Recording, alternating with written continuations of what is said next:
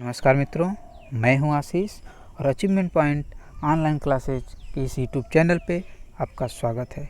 दोस्तों, आज है 27 जुलाई और आज 27 जुलाई के जितने भी इम्पोर्टेंट करेंट अफेयर्स है इस वीडियो में हम कवर करने वाले हैं, इसलिए वीडियो के अंत तक ज़रूर बने रहिएगा क्योंकि सारे क्वेश्चन बहुत ही इम्पॉर्टेंट है। यदि आपको इस वीडियो का PDF चाहिए तो हमारे टेलीग्राम चैनल ज्वाइन कर सकते हैं। टेलीग्राम चैनल का लिंक डिस्क्रिप्शन बॉक्स में दिया गया है।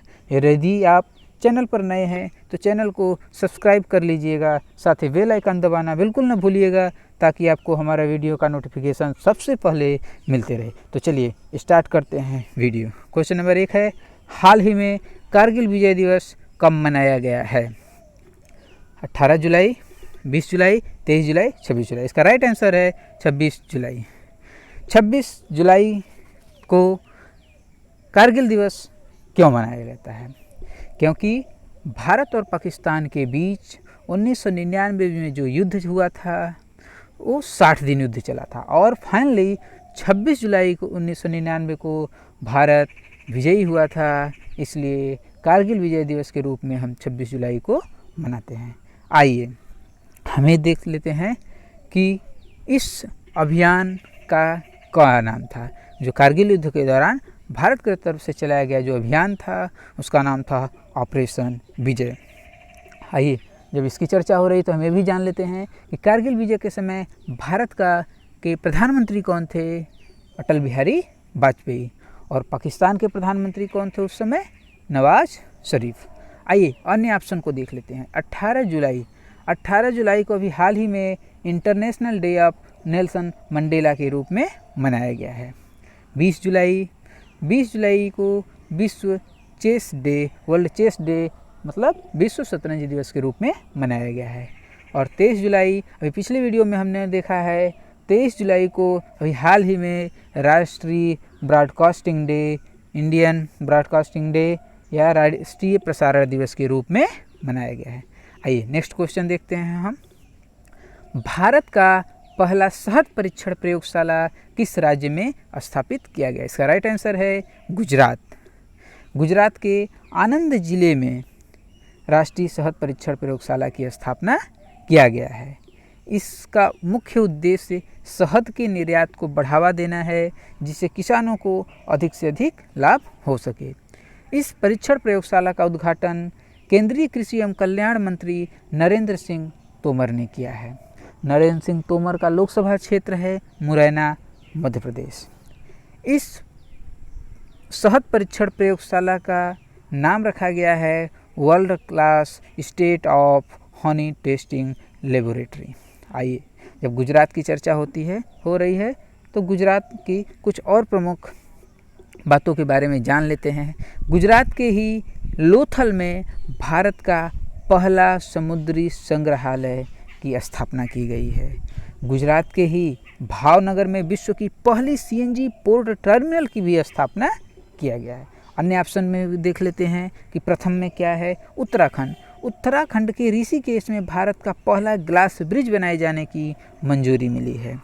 उत्तर प्रदेश में भारत की पहली ट्रांसजेंडर यूनिवर्सिटी स्थापित की जाएगी और भारत की पहली गिद्ध संरक्षण एवं प्रजनन केंद्र की स्थापना भी उत्तर प्रदेश में किया जाएगा।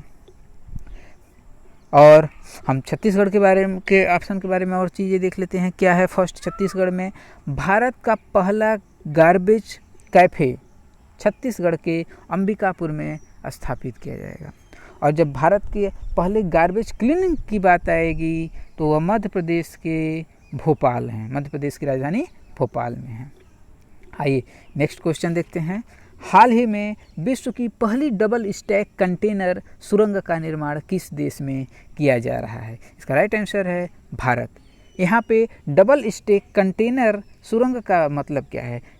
जैसे हम लोग मालगाड़ी देखते हैं उसमें जो कंटेनर होते हैं, जो डिब्बे होते हैं वो सिंगल होते हैं और जब उसके ऊपर डबल डेकर बस जैसी हम जिसको कहते हैं उस तरह से अगर कंटेनर भी मालगाड़ी की डबल डेकर हो जाए तो वो जिस सुरंग से निकल सके ऐसे सुरंग का निर्माण भारत के हरियाणा में किया जा रहा है। भारत के हरियाणा राज्य में किया जा रहा है। और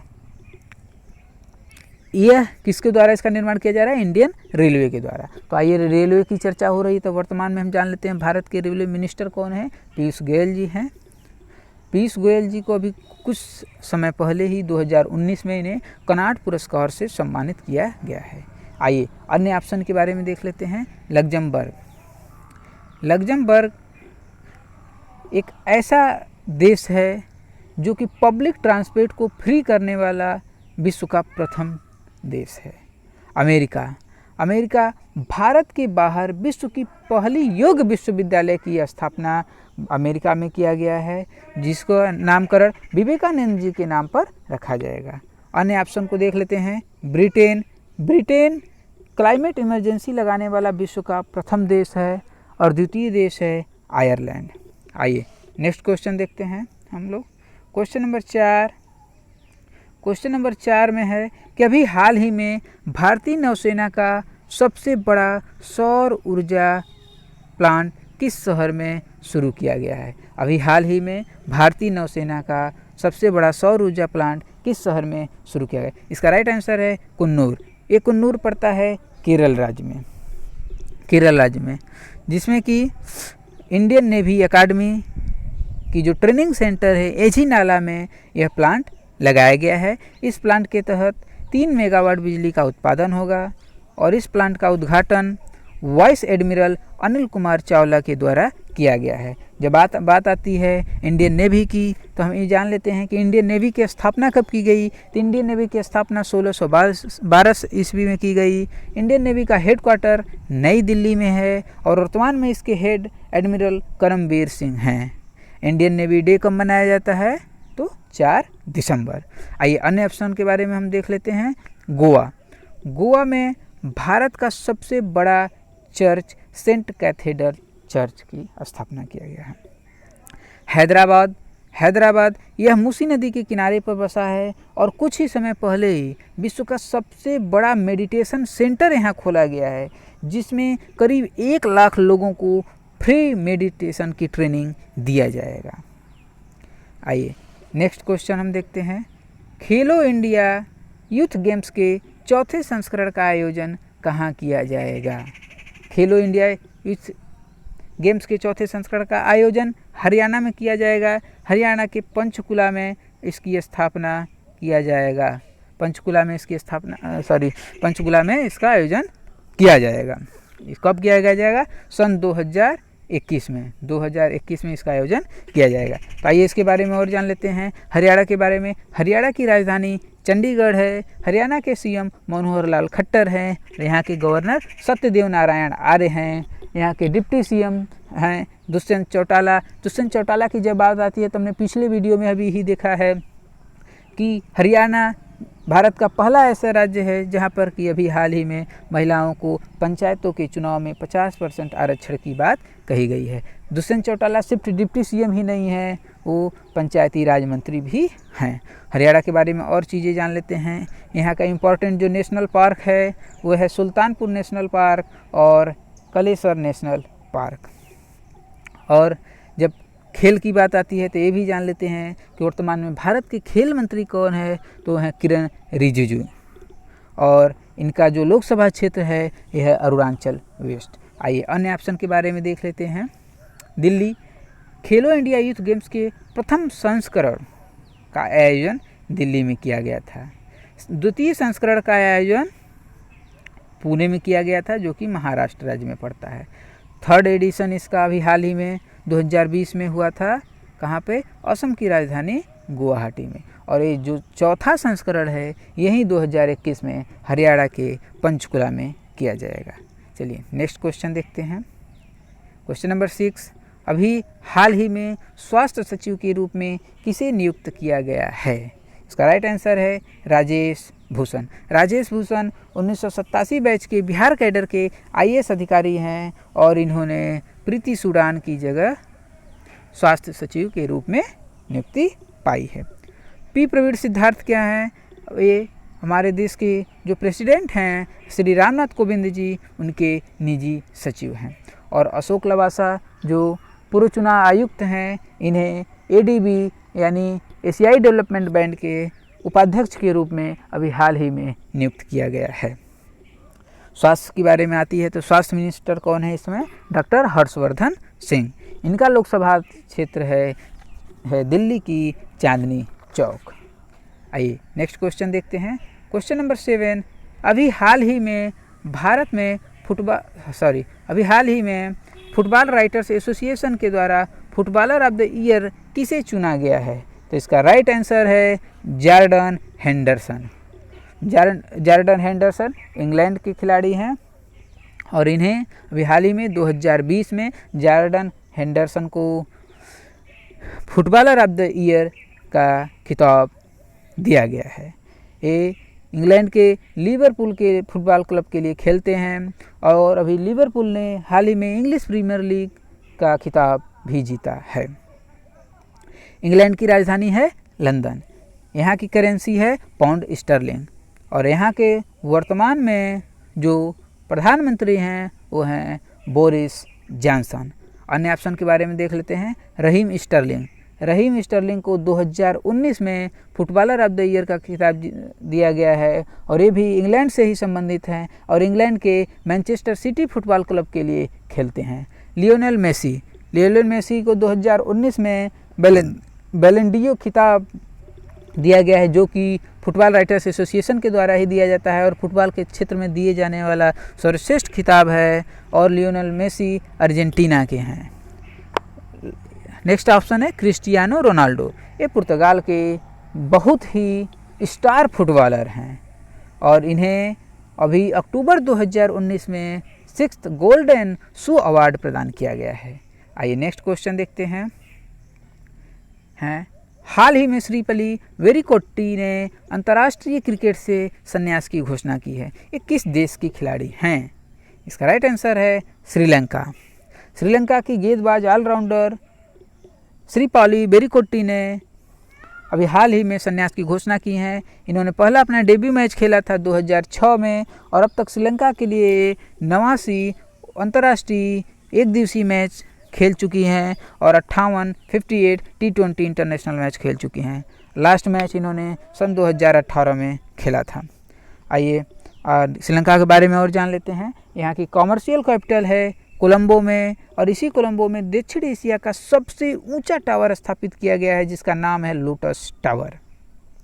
और श्रीलंका का सिक्योरिटी जो कैपिटल है वो है जयवर्धनेपुरम कोट्टी। यहाँ के प्रेसिडेंट हैं गोटबाया राजपक्षे और प्रधानमंत्री हैं महिंद्रा राजपक्षे। यहाँ के प्रेसिडेंट अभी कुछ समय पहले ही नियुक्त किए गए हैं और यहाँ के प्रेसिडेंट और PM गोटबाया राजपक्षे और महिंद्रा राजपक्षे दोनों सगे भाई हैं। श्रीलंका की करेंसी है श्रीलंकाई रुपया। अभी हाल ही में श्रीलंका और मालदीव दोनों देशों को चेचक और खसरा मुक्त घोषित किया गया है। और जब श्रीलंका की बात आती है तो भारत और श्रीलंका के बीच की जो खाड़ी है उसे हम पार्क स्ट्रीट के नाम से जानते हैं। आइए नेक्स्ट क्वेश्चन देखते हैं। क्वेश्चन नंबर 9, हाल ही में मणिपुर जलापूर्ति परियोजना की आधारशिला किसने रखी? इसका राइट आंसर है प्रधानमंत्री श्री नरेंद्र मोदी। मणिपुर की राजधानी इम्फाल में PM द्वारा वीडियो कॉन्फ्रेंसिंग के माध्यम से इस प्रोजेक्ट का आधारशिला रखी गई। इस प्रोजेक्ट के अंतर्गत मणिपुर के लगभग 25 शहरों और 1700 गांवों को पीने के साफ पानी उपलब्ध कराने की योजना है। खास बात यह है कि जो केंद्र सरकार ने जल जीवन मिशन जो अपना स्टार्ट किया है जिसके अंतर्गत 2024 तक, ये इम्पॉर्टेंट चीज़ है, कब तक? 2024 तक देश के प्रत्येक घरों को पीने का स्वच्छ पानी उपलब्ध कराने की योजना है। उसी योजना के एक अंग के रूप में मणिपुर में इस मणिपुर जलापूर्ति परियोजना की आधारशिला रखी गई है। मणिपुर की राजधानी है इम्फाल। वहाँ के CM हैं N बीरेन सिंह और गवर्नर हैं नजमा-ए-हेपतुल्ला। और अब मणिपुर की बात आती है तो मणिपुर अभी हाईलाइट में रहा है कि अभी हाल ही में संघाई फेस्टिवल का आयोजन यहाँ पर किया गया है। नेक्स्ट क्वेश्चन आते हैं। क्वेश्चन नंबर 10, हाल ही में संघाई सहयोग संगठन SCO के स्वास्थ्य मंत्रियों की बैठक में भारत की तरफ से किसने हिस्सा लिया बैठक में? इसका इसका राइट आंसर है डॉक्टर हर्षवर्धन सिंह। डॉक्टर हर्षवर्धन सिंह हमारे देश के केंद्रीय स्वास्थ्य मंत्री हैं और जो शंघाई सहयोग संगठन के स्वास्थ्य मंत्रियों की बैठक की गई है उसमें से भारत की तरफ से रिप्रेजेंट किए हैं। इस बैठक का मुख्य उद्देश्य कोविड-19 से बचाव और इसके बारे में जागरूकता फैलाना था है, जिसमें इन्होंने भारत की तरफ से हिस्सा लिया। अभी हाल ही में WHO द्वारा एक स्वास्थ्य विभाग की कार्यकारी परिषद का अध्यक्ष भी डॉक्टर हर्षवर्धन सिंह को नियुक्त किया गया है। डॉक्टर हर्षवर्धन सिंह ने ही अभी हाल ही में कोविड कथा नामक पुस्तक का लोकार्पण भी किया है। जब बात आती है SCO की, शंघाई सहयोग संगठन की, तो इसके बारे में जान लेना ये काफ़ी इंपॉर्टेंट होता है कि इसका फॉर्मेशन कब हुआ था, इसकी स्थापना कब हुई थी, क्योंकि इसमें काफ़ी कन्फ्यूजन रहता है। देखिए, सबसे पहले जो शंघाई सहयोग संगठन की स्थापना हुई थी वो 6 देशों का हुआ था, जबकि 1996 में इसमें कौन कौन से देश थे? चीन, कजाकिस्तान, किर्गिस्तान, रूस एवं तजाकिस्तान। इन 5 देशों को मिला करके 1996 में इसकी स्थापना की गई थी। 2001 में इसके 6 मेंबर के रूप में उज्बेकिस्तान जुड़ा और तब जाकर के इसका नाम शंघाई सहयोग संगठन SCO रखा गया। 2017 में भारत और पाकिस्तान इसके मेंबर बनाए गए, जिससे वर्तमान में इसके मेंबर की कुल संख्या 8 हो गई है। इसका हेडक्वार्टर बीजिंग में है और इस शंघाई सहयोग संगठन का जो इसमें प्रेसिडेंट हैं वो है व्लादिमीर नूरो। आइए देखते हैं आज के सवाल। आज का सवाल है, हाल ही में बजाज फाइनेंस के किस अध्यक्ष के द्वारा इस्तीफ़ा दिया गया है? इसका ऑप्शन है संजीव बजाज, राहुल बजाज, PR शेषाद्री और रमेश बाबू। इसका जवाब आप कमेंट बॉक्स में ज़रूर दीजिएगा और साथ ही साथ चैनल को, अगर वीडियो पसंद आएगा तो वीडियो को शेयर कीजिएगा, लाइक कीजिएगा और चैनल को सब्सक्राइब कीजिएगा। धन्यवाद मित्रों।